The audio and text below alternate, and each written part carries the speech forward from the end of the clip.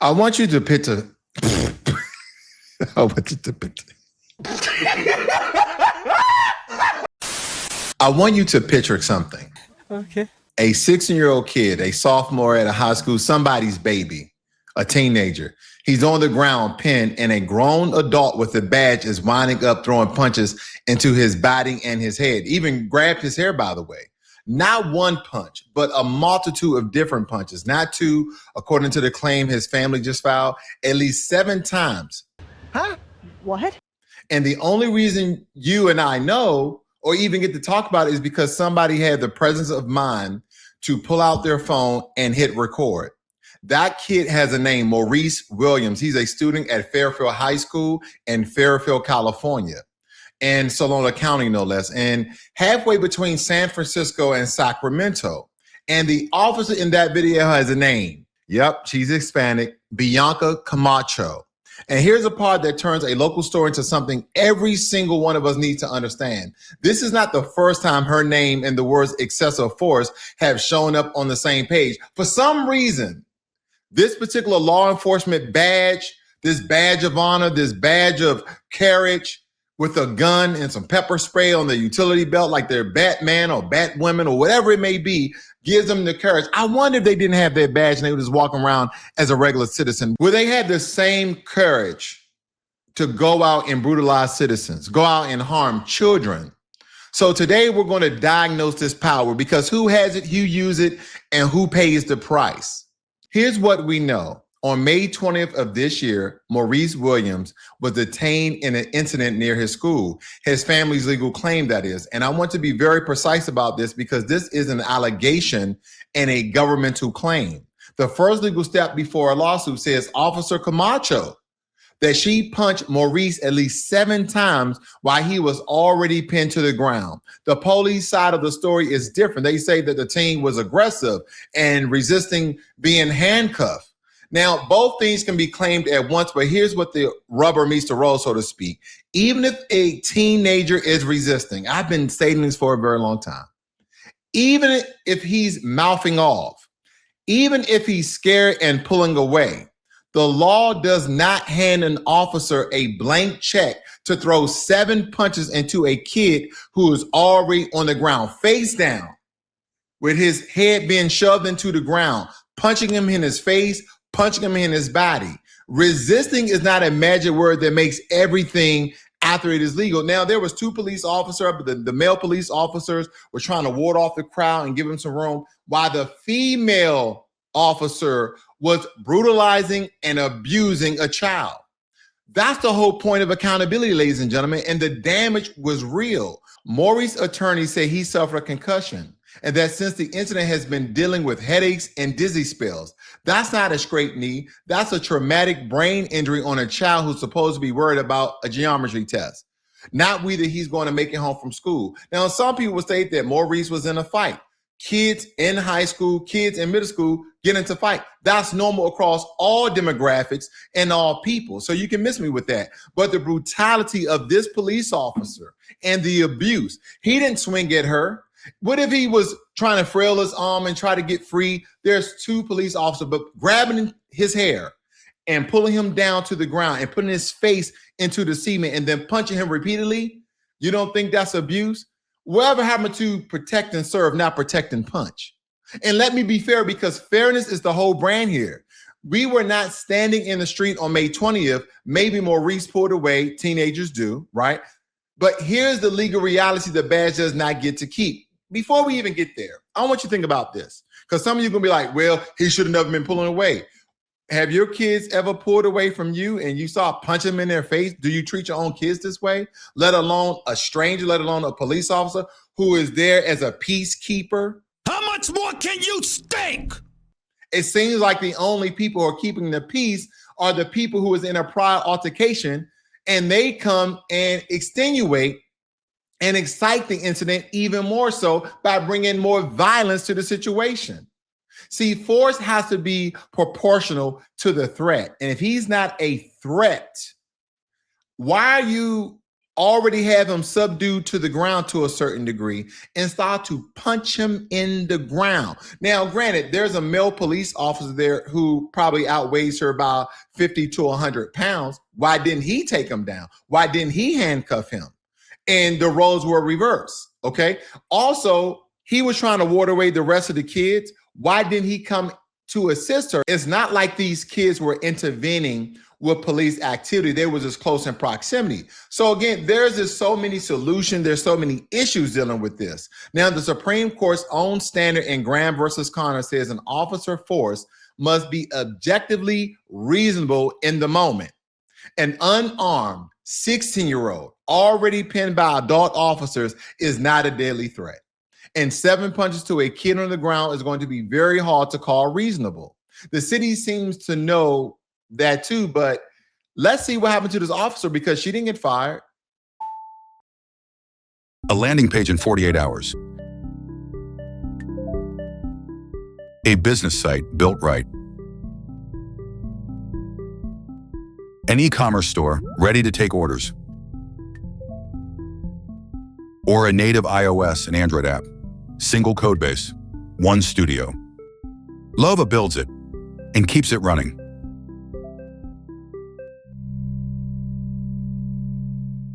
She didn't get suspended. From far as I know, she probably got suspended.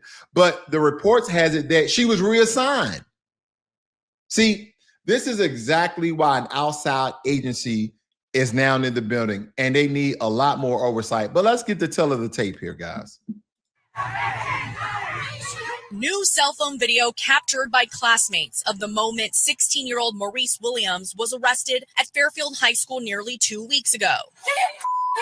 The body camera footage released by police sparked protests and now a legal claim, the first step before a lawsuit against the city. It affected me in my everyday life. Like, everything is different now. Like, I can't go outside without worrying about being seen or recognized or being harassed by the police. I'm in disbelief. My child had to endure something so horrific at such a young age. Attorneys say the police chief has indicated criminal charges against Williams have not been ruled out, adding the teen has no prior history. Now they're calling for Officer Bianca Camacho to be the one prosecuted and at the very least fired from the force. This is clearly excessive force, no question about it. These are civil rights violations and they're going to be dealt with accordingly. The claim filed alleges officers threw Williams to the ground and punched him multiple times before restraining him. It further alleges he was not armed or resisting and has since suffered injuries, including a concussion and emotional distress. The family's legal team says the case also raises broader questions about long-term changes needed with policing. Burris referencing the late Rodney King.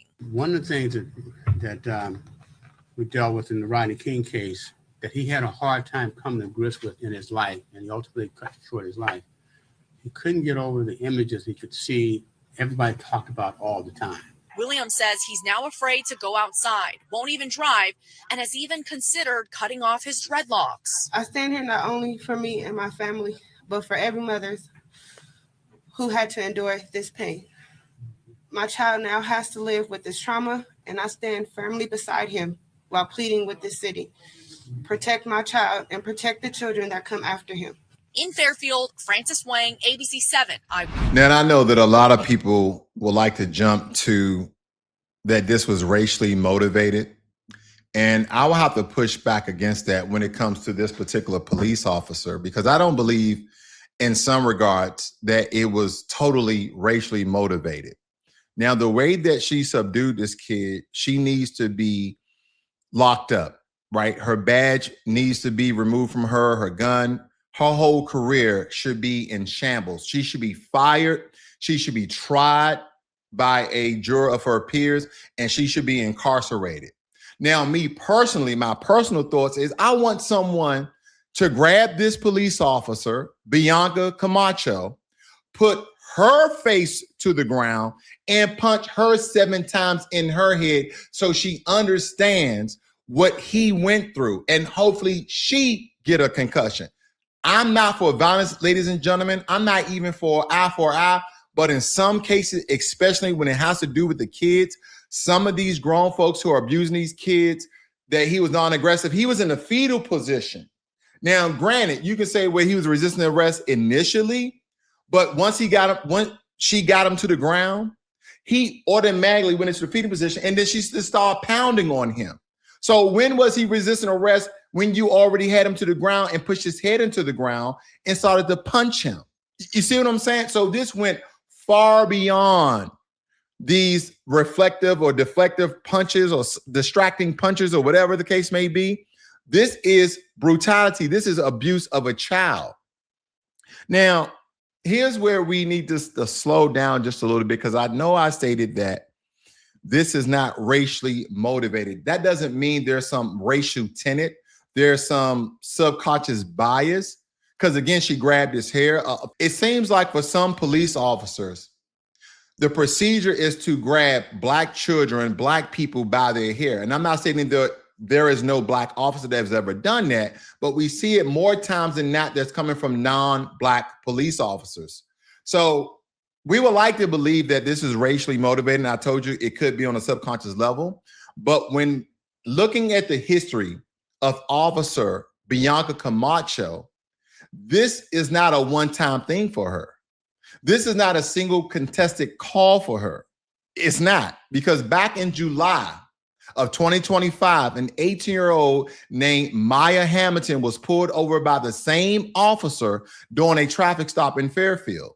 And a passenger in her car recorded on that video. You can see Officer Camacho grab this young lady first by her hoodie, then by 2 fistfuls of her hair with both hands, and drag her out of the vehicle and down into the ground with help from at least one other officer.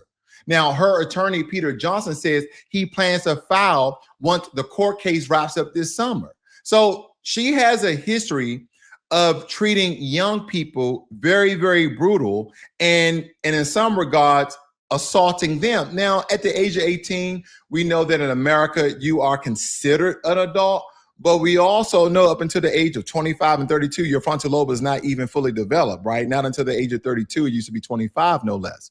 But nevertheless, according to the law, you are an adult at 18, but she's still a teenager, okay? We must get behind this, that she is brutalizing, harming teenagers. So now we have 2 incidents, 2 young Black people, and I'm still trying to find out the racial demographic of the young lady. I thought in the video she may have been Hispanic or even white, but I'll let you guys see it for yourself. Same officer, and I want you to notice something that the national media barely touches. In both of these, the camera, the only reason why we're talking, without that passenger recording in 2025, without that bystander recording in 2026, these are just 2 more suspects that were resisting arrest, according to reports, that were filed in a drawer somewhere. The phone is the witness that doesn't blink. And this is why it's important that we have nice cell phones and you always pull out your cell phone to record. That's what she said.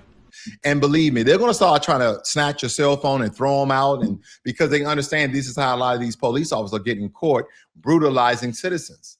This is a part of the story where folks need to slow down and actually pay attention, because what looks like a local headline today can turn into a national pattern tomorrow. Good evening. I'm Claudine Wong. The 16-year-old boy seen on video getting repeatedly hit by a Fairfield police officer is telling his side of the story. He wants the officer fired, especially after video of another incident involving that same officer was also revealed. Our crime reporter Henry Lee is live at the Fairfield Police Department after speaking to that teenager. Henry? Claudine, he's soft-spoken, but he hopes his message comes across loud and clear that this Fairfield police officer should be fired for repeatedly punching him while he was on the ground. They could say I was resisting, but the way she came in, she had no reason to do what she did. 16-year-old Maurice Williams speaking out after viral cell phone video showed him being repeatedly punched in the head by a police officer at Fairfield High School, where he's a sophomore.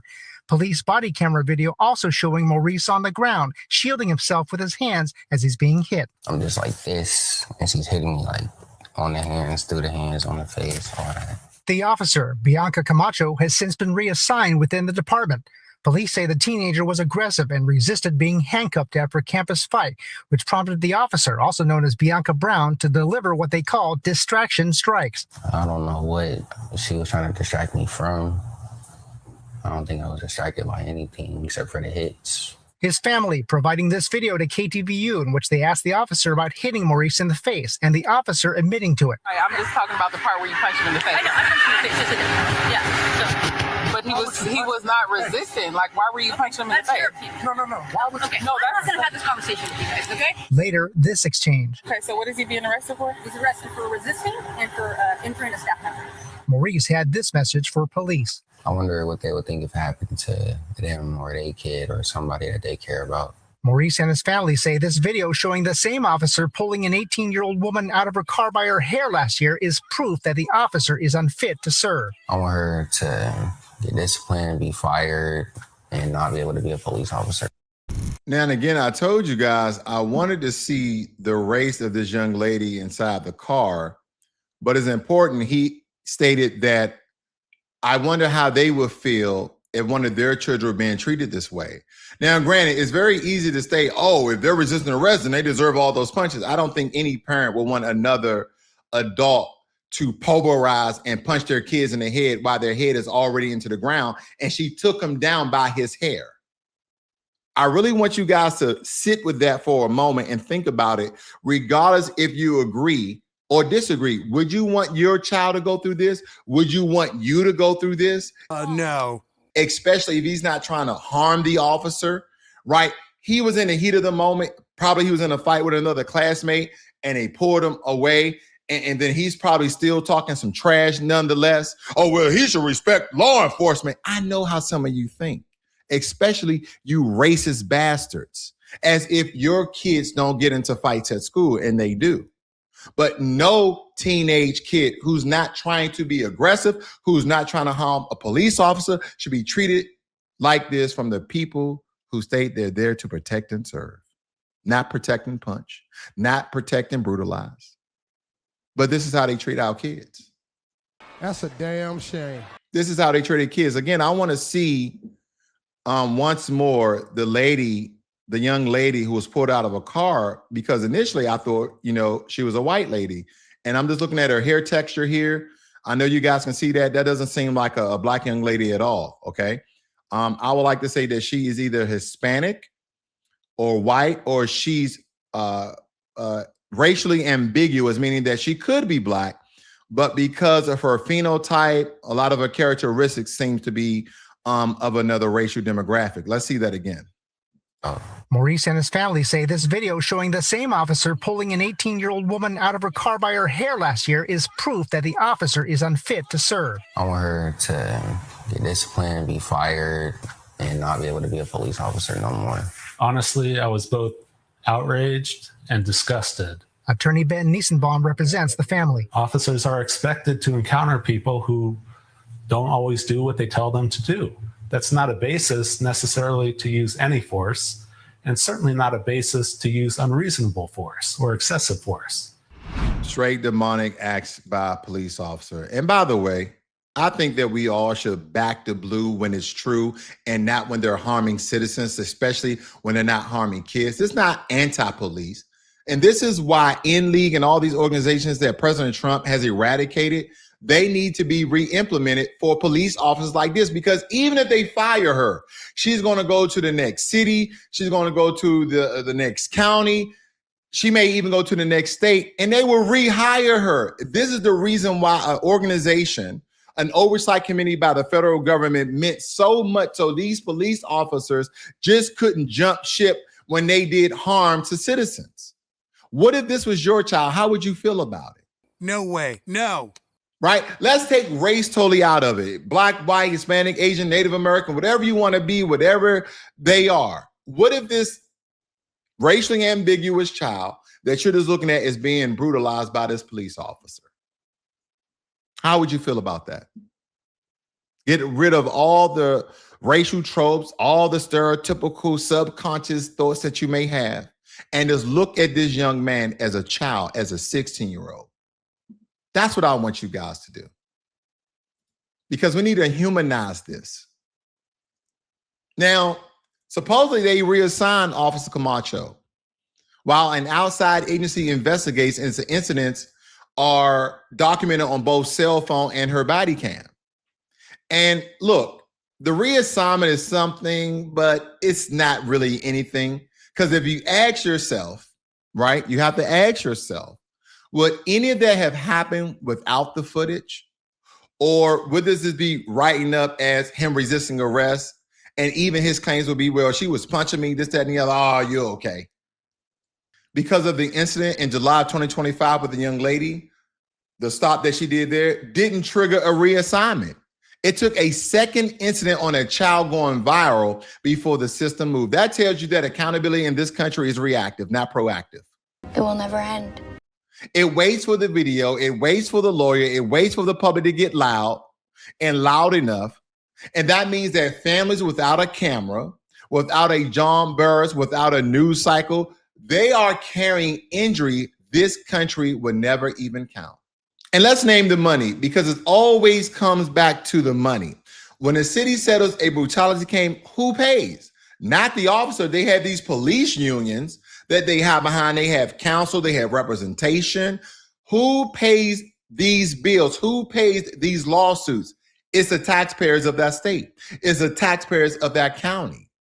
The same residents, a lot of them black and brown, working families who taxes fund that department, end up funding the payouts for the department mistakes. I wonder, let's just take, for instance, as they were stating in the report, that the second young lady, which I believe is Hispanic or white or racially ambiguous, let's just say they both were black. Let's just say they both were black. I wonder, would she treat an Hispanic child that same way? Would she have treated a white child the same way? I'm just asking questions because I do not know. But when we look at it, that number may look like a line item on paper, but for a city already stressed in on schools, roads, and services, those settlement dollars are dollars that never reach your kid's classroom. All of these police officers who deal in corruption, who are unaliving citizens who are being non-aggressive and don't, all of these citizens who are non-aggressive and don't garnish a weapon, they are literally going through these lawsuits that the taxpayer of those cities and those local municipalities are paying. This is a story that repeats from coast to coast. A stop that should have ended with a warning escalating into a beating, into a hospital visit, into a claim. And then the name changes, the town changes, the script barely does. And the reason it keeps happening is simple. It's very simple. In too many departments, the cost of going too far is lower than the cost of going home safe and writing a boring report. Until we flip that math, until force that crosses a line actually costs the officer, not just the city budget, the incentive points the wrong way, and the next Maurice is already out there. I want you guys to think about this. The way I talk to my own family at the kitchen table, I'm not anti-police. I said it before and I'll say it again. A good officer who runs towards danger to protect a neighborhood is somebody we should honor. Yes, definitely. This channel believes in law and it believes in order, but law and order has to cut both ways. The badge can't be a shield against the same rules it's sworn to enforce. Order for the citizen has to mean accountability for the state. But here's the truth that should bother everybody, left, right, and center. The moment we decide that a teenager, a 16-year-old, on the ground could be hit several times in their head, and the only consequence is a quiet reassignment, you know, Officer Camacho, we're not going to fire you. We're not going to suspend you. We're not going to bring you up on charges. We're just going to reassign you to a different duty. We're going to reassign you to another precinct. We just told every kid in that city that law is something that happens to them, not something that protects them. And a kid who believes that law isn't for him grows into an adult who checks out the whole system. That's how you lose a generation. Not with one bad cop, with 1,000 quiet reassignments of bad cops. And to the young people watching, keep recording lawfully from a safe distance, not interfering, but keep recording. In Fairfield, the camera did what a dozen policies couldn't. It made the invisible visible. So here's what to watch. 1, whether the outside investigation is truly independent, or either it quietly clears everybody and Camacho is back on parole in 90 days. 2, either the district attorney in Solano County reviews the May 20th incident for charges or treats it strictly as a civil matter that the city can settle and bury. 3, either the city of Fairfield releases the full body cam footage to the public or fights to keep it sealed because, again, the reports had it where he was resisting arrest. How was he resisting arrest? How forceful was his resisting? Did the actions of police officer justify the means? The fight over the footage would tell us everything about what they're afraid of. And here's your action plan, family. Know your rights. You have the right to film police in public. Document everything. If something happens to you or someone you love, the claim has deadlines, especially in California, no less. Government claims generally to be filed within 6 months. So you don't have to sit on it. And use the free tools. That's exactly why we point you to my website that I created, ourvoicevote.org. Police accountability data, know your rights, guides, and resources in all 50 states. Absolutely free. You should go check it out. So here's the big picture. This isn't about the officer in one town. It's about whether accountability in America runs on principle or whether it only runs when the camera starts rolling and the lawyer's good. See, Maurice Williams shouldn't have to become a hashtag to be treated like a child. Drop your thoughts in the comments below, hit that like button, and subscribe to the channel. And share this video with somebody who needs to hear the truth beyond the headlines, because this right here should never be accepted. And officers who deal in brutality, especially kids, not only should be fired, but they should be incarcerated as well.